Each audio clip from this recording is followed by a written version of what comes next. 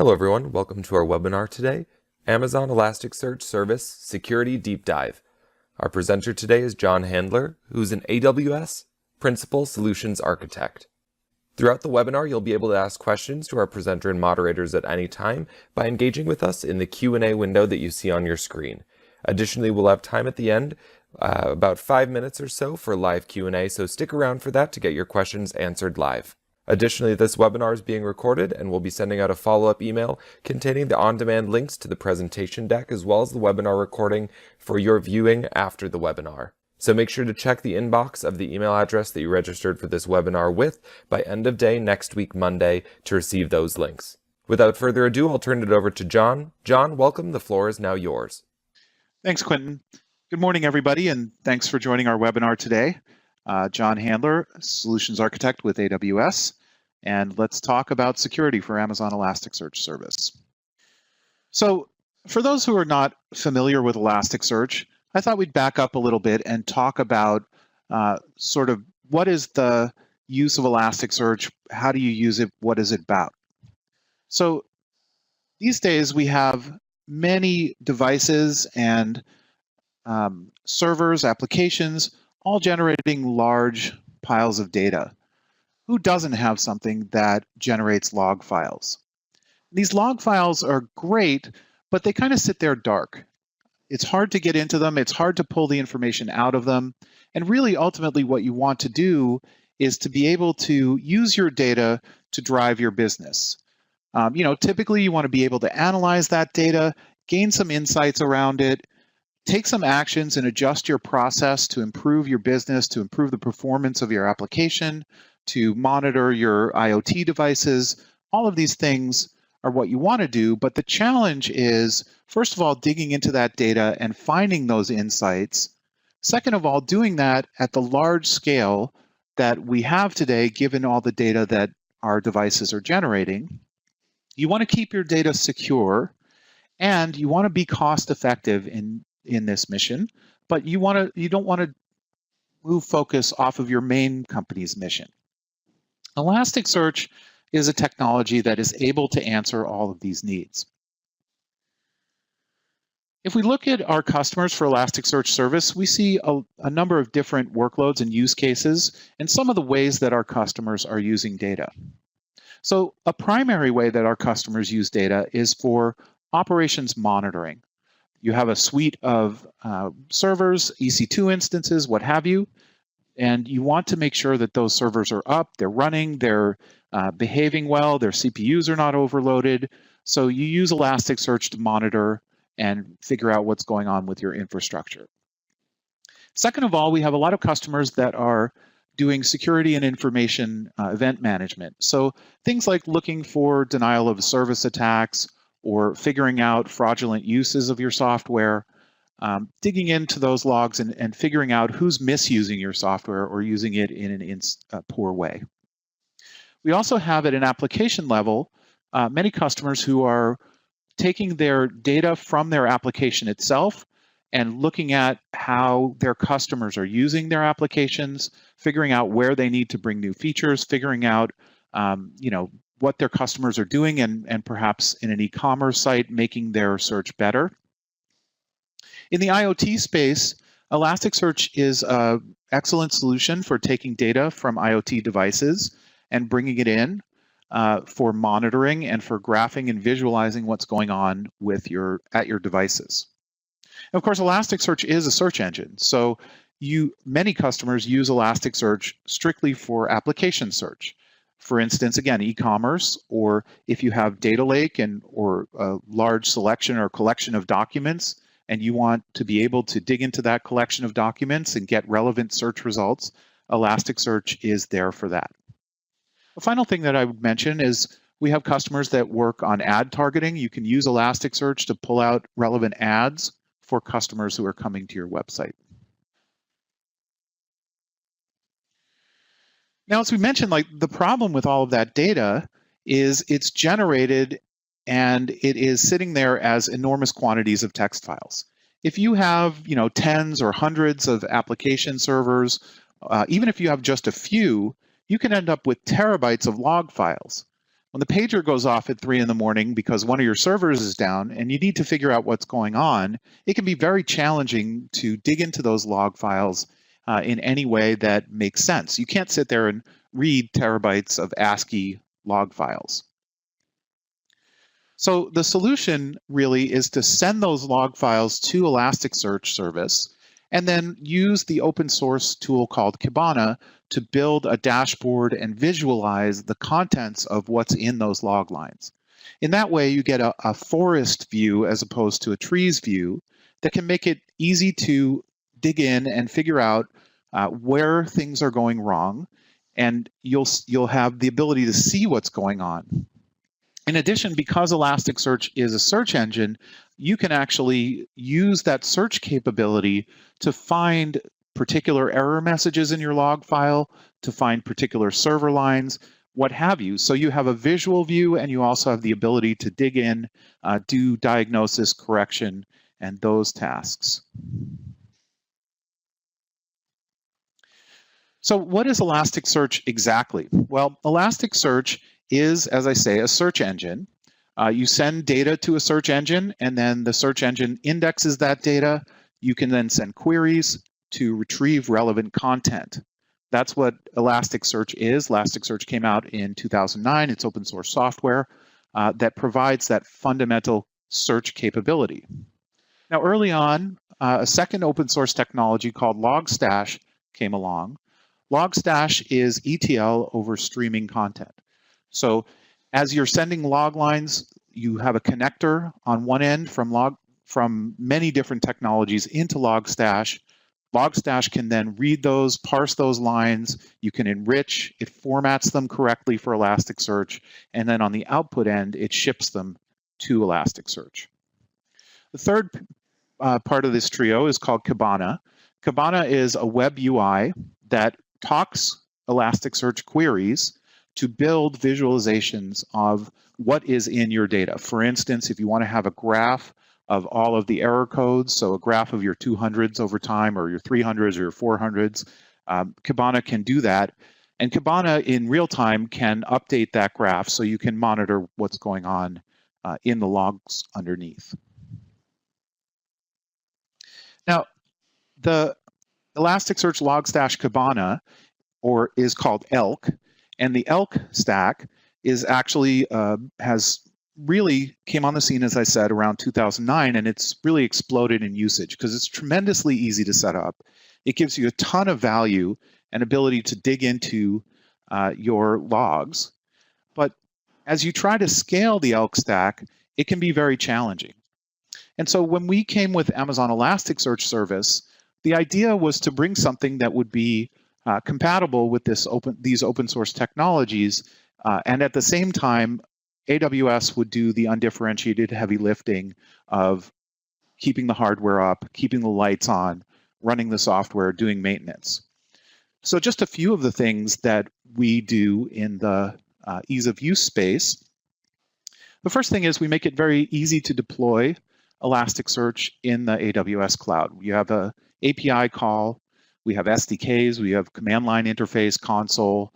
Just a few clicks, you can bring up an Elasticsearch cluster. It's fully managed, so we take care of the hardware, we take care of the software, we bring everything to you via a RESTful endpoint, which you talk the Elasticsearch API, and we provide that through Route 53. We have a number of features that give you higher availability and protect your data for you. The first of those is called Zone Awareness. This will split your Elasticsearch service cluster into 2 availability zones and split the data so that you have redundancy in your deployment in AWS. We also have automatic failure recovery and 24/7 monitoring so that if an instance goes out in your Elasticsearch service domain, we bring it back in. If something goes wrong, we're there to fix and correct it. In the security space, and we'll go deeper here, but we have a number of features. Especially, we provide security via AWS Identity and Access Management down to an index level. We provide auditing and monitoring data through CloudTrail and CloudWatch. We make it easy to scale Elasticsearch service. So with a single API call, you can move from one deployment onto a different deployment, and we do that seamlessly behind that load balanced RESTful endpoint. We have support for up to 100 nodes, data nodes in a cluster, and you can programmatically scale up and scale down in response to events in your environment. We're integrated with a number of different AWS services to make it easier to get data in to Amazon Elasticsearch Service. We're integrated with Kinesis Firehose. Kinesis Firehose can deliver directly to Amazon Elasticsearch Service domains. We're also integrated with IoT and with CloudWatch logs. And we're integrated with CloudFormation, so you can create templates that will support creating Elasticsearch Service domains. And finally, and just to make the point, we do support a number of the open source tools that are out there. Especially, we ship with a version of Kibana, and we also support connections from Logstash. So if you're running the ELK stack, you can use Amazon Elasticsearch Service directly as a replacement for your existing installation. I'm going to do just a couple of customer examples. So the first of these is the Financial Times. Financial Times is an online media company, news organization. They use Elasticsearch Service to send their website logs, and they visualize these not with Kibana, but with a custom application that they've built called Lantern. With Lantern, their journalists are able to see their customers' engagement with the content that they've created. They all find it really exciting. They love to go and watch how their articles are performing. The editorial board is also able to use the information to target their articles that they're creating. So they use this editorially to figure out what they should be publishing and how they should be talking about it. Expedia is using logging in a lot of different situations. We do find that as we get into larger enterprise, we find we have a consolidation that happens at some scale where companies will designate or delegate a particular department to run their logging solutions. So within Expedia, there are a number of different logging solutions, and they're all run by a single group. They do use Kibana quite a bit across the organization, and they were really attracted to not only the management, but also the security and scalability, so their ability to run their multiple clusters. Last one I'll talk about is not a log use case. This is a full text use case. MirrorWeb provides full text search across the UK government archives, and they handle a large quantity of data, about 120, 130 terabytes of data from 4,800 websites. And they have a fast indexing, low-cost solution that they created by using Spot instances to chew through all of those 120 terabytes, send it off to Elasticsearch Service. They're able to accomplish this in something like 10 hours, again, using Spot at low cost. Okay, so we're going to switch over now and start talking about the security model within Elasticsearch Service. And before we do that, we'll cover just the general architecture that you get when you use Amazon Elasticsearch Service. You create what we call an Amazon Elasticsearch Service domain. A domain wraps the software, hardware, and additional services that we use to provide you that Elasticsearch experience. You can see here, Elasticsearch is a clustered application. We have some data nodes that hold the data, hold the indexes, that respond to queries, that respond to updates. We have some master nodes. Master nodes are orchestrators. They're responsible for knowing what's in the cluster in terms of the indexes, the shards, all of the pieces of information. The data nodes pull that information from the master nodes. We have load balancing in front of that cluster, and then we use identity and access management to authenticate and do access control for the traffic that's coming in. And finally, we have CloudTrail and CloudWatch for monitoring. Now, traffic can come either from the internet, or you can launch Elasticsearch service into your VPC. We will cover both the IAM portions of the security as well as the VPC portions of the security. So in terms of the breakdown of security responsibilities, what AWS provides, we create a service VPC. The instances of the cluster and all of the resources of the cluster are within that service VPC. This VPC, again, lives in the service. You don't have access to that VPC, but all of the cluster itself is in a VPC. We are responsible to apply security patches. We have DDoS protection against the DNS name provided by Route 53. 9200 and 9300 ports are the usual ports for communication with Elasticsearch. We hide both of those ports. All communication goes over port 80. And finally, we have our layer of AWS secure networking underneath to provide transport for the not only the intra-cluster communication, but the data going into the cluster. As a customer, your security responsibilities, number one, is to decide on your authentication and access control strategy. We have two different options here that we're going to explore. The first of these is using Identity and Access Management, AWS IAM, to provide the authentication and access control for your domain with your domain's endpoint on the public internet, available from the public internet. The second option is to launch Elasticsearch service into your VPC. And in that case, you can additionally use security groups to control access to your Amazon Elasticsearch service domain. The other thing as a customer that you want to do is to identify different roles and different actors within your use cases, and then define the policies, the access control policies for each of those actors, and apply them via IAM. So we'll go through both of these options. The first of these is using IAM. So we'll talk in depth about how that works. We're looking at the console that's showing our domain creation wizard. We have two options for security. Again, we have a public access where your endpoint is available on the public internet. Potentially traffic is coming from there. And we also have the VPC access. If I choose public access, then I have to write an IAM policy that defines who can access that domain.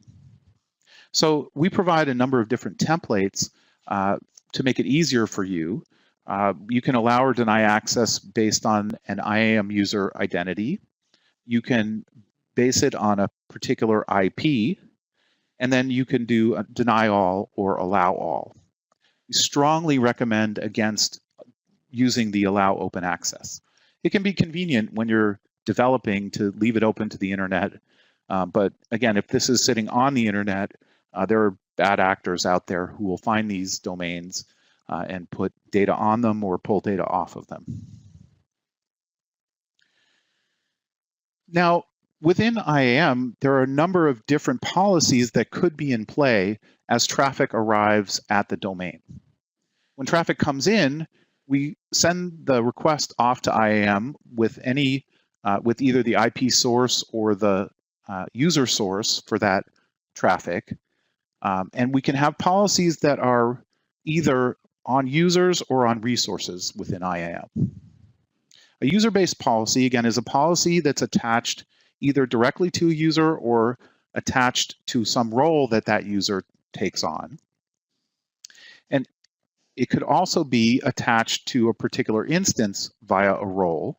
In all of these cases, the user or server identifies itself by signing the request with SigV4, AWS SigV4 signing.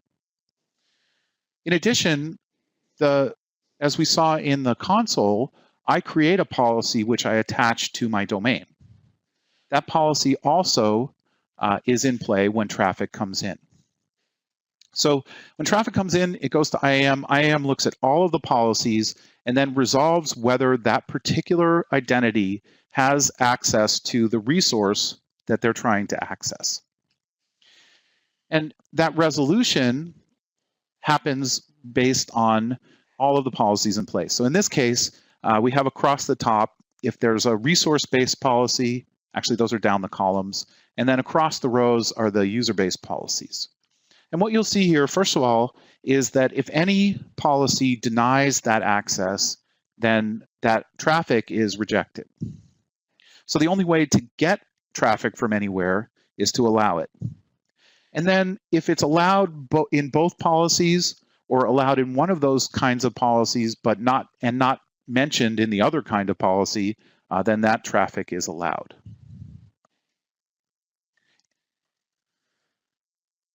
Writing the policy in IAM, for Amazon Elasticsearch service, we have a number of different pieces of that policy. So number one, there's an effect. That effect can be allow or deny. So you can write policies that deny things or that allow things. There's a principal. The principal is the identity of the person who's making the request or the entity that's making the request. Again, with SigV4 signing, that would resolve down to a particular role or particular user. And then there's an action. Within Elasticsearch service, you can control actions that are related to the administration of the domain. So creating domains, deleting domains, creating tags, and listing tags, listing domains. All of those are potential actions. In addition, you have the HTTP verbs as possible actions. So HTTP get, put, post, delete. All of those are different things that you can put in the action. And the verbs matter because with Elasticsearch, different verbs actually enable or disable different kinds of actions. There's the resource you specify is the domain itself and potentially the index. So you can control access down to an index level with the resource. Finally, if there's an associated IP that this policy should apply to, then you specify it in the conditions as an IP address or sitter block. So in the simplest case, we have some known IP address that is sending traffic to Elasticsearch service. We have a resource-based policy on the domain that controls the access based on that IP address. In this case, the access is anonymous. So what anonymous means is that the server does not have to sign the request. Actually, it just sends it from a particular IP, and that is what provides the identity for that traffic. For IP-based access, this is an example of the policy. So we have an allow for everybody, every action for Elasticsearch service for this particular domain. And we add a condition that says IP address is X, 1.2.3.4. That's a made-up one, obviously. And I can use a sitter block notation, so I can use a /24.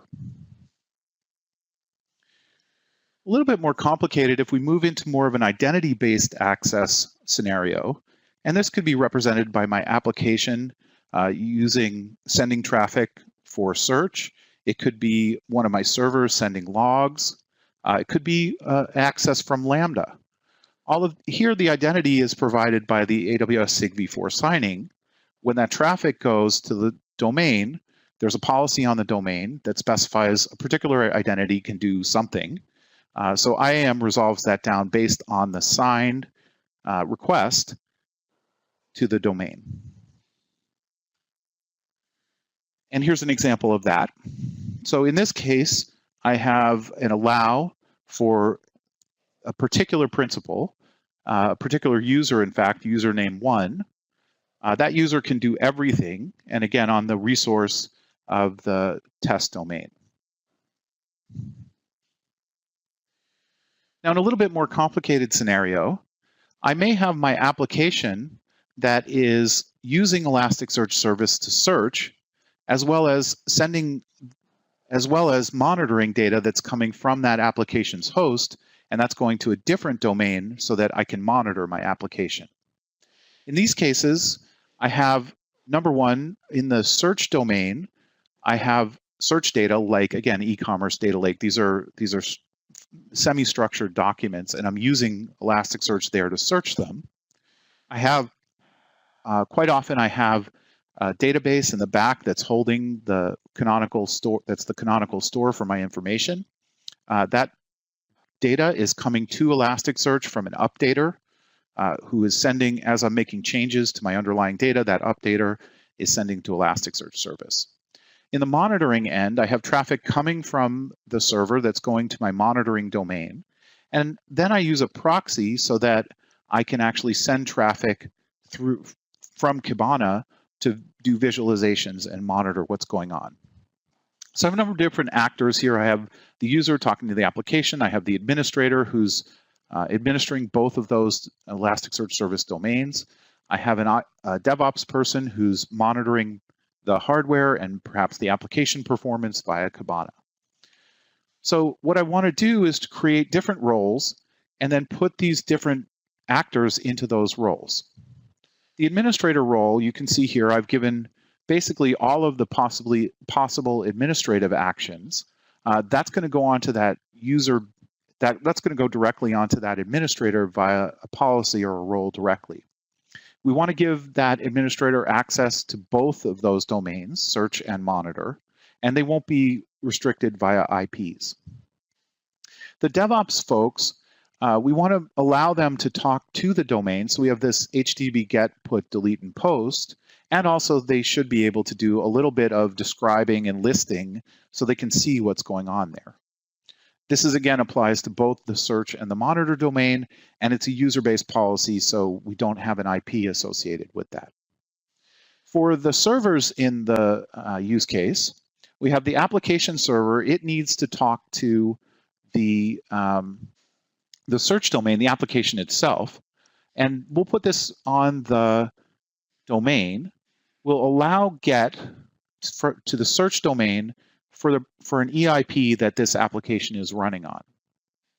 For the updater, we'll have, again, a resource-based policy that allows the updater to post to the search domain. The updater is not actually searching at all, it's simply sending updates. So all it needs to do is post. And it's, again, going to be the EIP for the updater instance. And then finally, we have the proxy that is there to allow Kibana to talk to the domain. We'll put that in a known IP address. So there's an EIP for the proxy. We allow HTTP GET against the monitor domain for that. We're going to switch topics and talk about how to run Elasticsearch service in your VPC. We recently launched this feature, and we're very excited to be able to offer this as a possibility.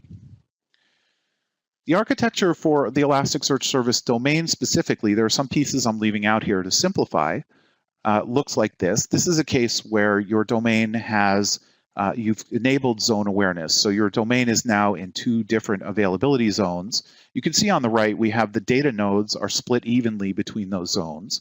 My master nodes are also split between the two zones. 3 is actually the correct number of masters. This is something that is not ideal, but this is the way to go with this. The data nodes then are talking to your VPC via Elastic Network interfaces that we launch into your VPC. You can put those ENIs in a security group, and that security group could either be the same one as your application, or you could actually have security group rules that are controlling the traffic that's allowed into this particular security group. Again, IAM is still in play within the VPC. So even though we have traffic routing rules that allow you to control access to that domain, you also can use IAM to specify policies that will restrict access to particular actors and for that domain. Within the console, again, this is a view of our console wizard. You can see we have selected the VPC access choice, and I specify, first of all, my VPC, so which VPC do I want to launch into?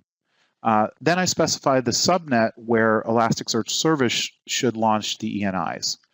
Currently, we need 3 times the number of your data instances for ENIs. If you have 2 data instances, we need IP space for 6 ENIs. For this reason, we are recommending that you create a separate subnet for your Elasticsearch Service domain just to make sure that you can keep the IP space large enough for what you need for your domain. And if you're curious, those additional ENIs support our ability to do domain changeovers. So if you have a particular set of instances and you want to change to a different set of instances of a different type or with different storage or what have you, then we create a second set of instances, allow Elasticsearch to rebalance the data across, and then drop the old ones. In order to do that, we need to have enough network interfaces so that you can continue to talk to all of the instances as we do that changeover. So you also select a security group to apply to the ENIs. And again, this is one way that you can do the access control by allowing particular traffic from other security groups within your VPC, for instance, or from your internet gateway if you would like to open it to internet traffic. This is how you can control this. So in the simplest case, what we have is we have our Elasticsearch Service domain. We have ENIs in the same subnet and the same security group as your application instances. In this case, we're visualizing a full text search. You still use Route 53 to provide resolution because what we give to you again is an endpoint, and you use Route 53 to resolve that endpoint to send the traffic. Actually, you don't directly use Route 50, but Route 53 provides the resolution for that endpoint. We have an internet gateway in this particular case so that traffic can get to the application, but we don't necessarily support the traffic going to the domain. We can filter that out with an IP-based policy. So again, the internet gateway provides the access for application users. The security group can have normal inbound-outbound rules. SigV4 signing not required because, again, we're going to use essentially an open policy that allows all traffic to the domain in IAM. So if we make a little bit more complicated case, this is, again, where we have we've used zone awareness, so we have 2 different availability zones. And again, we have traffic coming in to an application from the internet.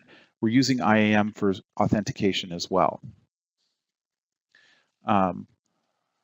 Finally, if we think about the logging infrastructure that you need, and especially how to scale to make sure that you can get all the traffic you need to, this is how we envision that going within your VPC.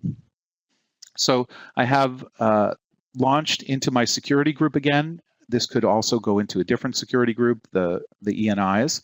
I have Logstash on the application servers and all of the servers that I want to monitor. That Logstash is perhaps doing some reformatting and then forwarding to an ELB, which is distributing that traffic across a set of auto-scaled Logstash indexing hosts. Those are sending via our ENIs into the Elasticsearch service, and that data is then indexed.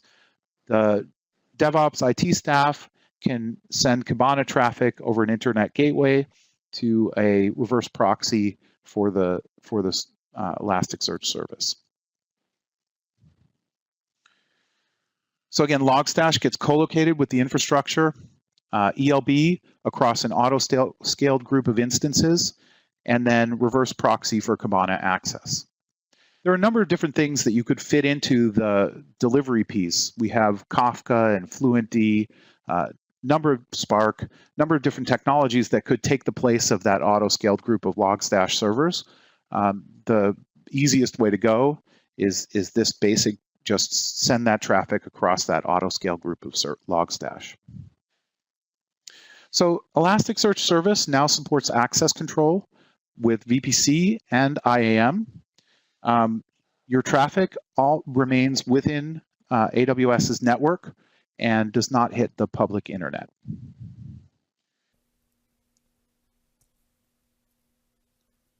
Thanks so much, John, for that deep dive on Amazon Elasticsearch service. As mentioned, we'll be transitioning over to live Q&A momentarily. While John gets a drink of water and gets ready for live Q&A, continue to submit the questions that you have. Additionally, make sure to give us some feedback on the polls that you see appearing on your screen. Thanks, and back over to you, John.